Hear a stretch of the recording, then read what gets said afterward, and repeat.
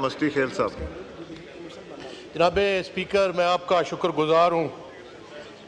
Minister صاحب نے جواب دیے، میں روؤں، میں سر پیٹوں، میں کیا کروں؟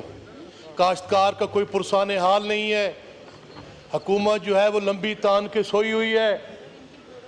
یہ میں سمجھتا ہوں ان کو کوئی ہوش حواس بھی نہیں ہے۔ ان کا میں سمجھتا ہوں کہ یہ عوام کا اگر مینڈیٹ لے کے آتے تو یہ عوام کو منہ دکھانے کے قابل ہوتے۔ یہ عوام کو منہ دکھانے کے قابل نہیں ہے۔ خدا کی قسم سر، میں ابھی سیدھا گاؤں سے آ رہا ہوں، پرسوں میں گیا ہوں سر ایک جگہ فاتح دینے کے لیے کارتی کے پاس، وہاں کافی لوگ کاشتکار بیٹھے ہوئے تھے۔ میں نے کہا بیٹا کیسے گندم بیچ رہے ہو؟ آخر جی ہم تو 6,000 روپے کی لے رہے ہیں جی۔ یار کیوں جھوٹ بولتے ہیں قوم کے ساتھ، عوام کے ساتھ، اس ہاؤس کے سامنے؟ آپ کی حکومت کی کوئی پالیسی نہیں ہے، آپ کی حکومت کی کوئی نقطہ نظر نہیں ہے۔ آپ نے خود کہا ہے کہ ہم خرید نہیں سکتے، آپ کس منہ سے بات کر رہے ہیں؟ آپ نے جو گندم امپورٹ کی ہے، اور موجودہ حکومت نے بھی سر 70 ارب روپے کی گندم امپورٹ کی ہے، اس پہ جوڈیشل کمیشن بنایا جائے۔ یہ کون غدار ہیں جنہوں نے ملک کا خزانہ لوٹا ہے، جنہوں نے پاکستان کے 25 کروڑ کاشتکاروں کا حق چھینا ہے، ان کے بچوں کی غذا چھینی ہے؟ اگر کوئی شامل ہوگا تو ان کا عوام گریبان پکڑیں گے۔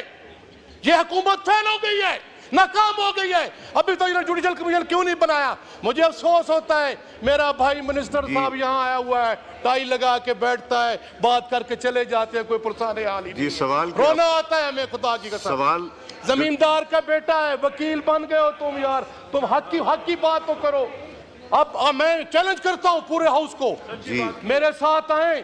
میاں ریاض حسین پیرزادہ بیٹھا ہے، زمیندار کا بیٹا ہے، زمیندار ہے وہ بیٹھا ہے، ہمارے بیٹھے ہیں بھائی پاکستان پیپلز پارٹی سوال کیجئے، زمینداروں کی اولاد بیٹھے ہیں، رشید اکبر خان نوانی بیٹھا ہے، سوال کھڑے ہو کے کیجئے۔ یہاں کہہ دے کہ یہاں پنجاب میں گندم ابھی خریداری شروع نہیں ہوئی۔ امیر مقام بیٹھا ہے، امیر مقام تو پہاڑی علاقے کے، وہاں گندم نہیں ہوتی۔ تو یہ ظلم، میرا کہنے کا میں سر کوسچن میرا یہ ہے کہ اسپیکر صاحب اس پہ جوڈیشل کمیشن بنایا جائے، جنہوں نے ملک کو لوٹا ہے، جس نے زیادتی کی ہے، ان کو قراربا کی سزا دی جائے۔ جی منسٹر صاحب۔ سر میرے پاس کوئی ایسا جادو نہیں کہ میں تقریر کا جواب دوں، پھر مجھے 1.5 گھنٹے کی تقریر کرنی پڑے گی، اور مجھے بھی ڈیسک بجوانا پڑے گے۔ کاش وہ سوال کرتے میں اس کا جواب دیتا، سر تقریر کا جواب تو نہیں ہو سکتا۔ میں نے یہ بات تفصیل کے ساتھ، اب سن لیں نا سر، اب سن لیں۔ میں اگر میرے بھائی اس سے خوش ہوتے ہیں میں ٹائی کھول دیتا ہوں، اس کے علاوہ بتائیں میں نے کیا کیا کھولنا ہے۔ بات یہ ہے نہیں، آپ دیکھیں، آپ وہ بات کریں جی ایڈریس دا چیئر، آپ ایک سنجیدہ، اگر آپ ایک سنجیدہ معاملے کو آپ غیر سنجیدہ اور تماشا بنائیں گے تو اس کا جواب یہی ہے۔ میں نے عرض کی ہے، میں خود کاشتکار کا بیٹا ہوں، میرے سے زیادہ نہیں پتا، آپ کو بھی اتنا ہی پتا ہے جتنا مجھے پتا ہے۔ میں نے عرض کی ہے کہ جو وفاقی حکومت نے مستی خیل صاحب 40% اضافہ کر سکتی تھی، ہم نے کر دیا۔ ہم نے رقم جو تھی وہ قرض لے کے گندم خریدی، اس لیے کہ جس حد تک وفاق زخموں پہ مرہم رکھ سکے رکھے۔ صوبوں کو وفاق ڈکٹیٹ نہیں کرتا۔ آپ اسی ایوان نے 18ویں ترمیم منظور کی ہے، صوبوں کا اپنا اختیار ہے۔ صوبوں نے وہ کہتے ہیں جی کہ ہم 460 ارب کا کسان پیکج دے رہے ہیں تاکہ وہ کمپنسیٹ کر سکے۔ گندم خرید کے 22% مارک اپ پہ رکھ کے جب فروخت کی جاتی تھی تو آٹے کی قیمت غریب آدمی کے لیے 6,000 سے تجاوز، 7,000 سے تجاوز، 8,000 سے تجاوز کرتی رہی ہے۔ آپ سب کو معلوم ہے اس بات کا۔ آٹے کی قیمت نیچے آئی، زمیندار پریشان ہے، اللہ بہتری کرے گا انشاءاللہ العزیز۔ ہم سب مل بیٹھ کے اگر کام کریں گے تو ہمارے کسان بھائی کے لیے بہتری ہوگی، اور انشاءاللہ العزیز بہتری ہوگی، تقریروں سے نہیں ہوگی۔ سپلیمنٹری حسین طارق صاحب، نہیں کرنے دیں اسد صاحب کرنے دیں، یہ بہت امپورٹنٹ ایشو، ہم سیریس لے جائیں۔ جی اسد کیسر صاحب۔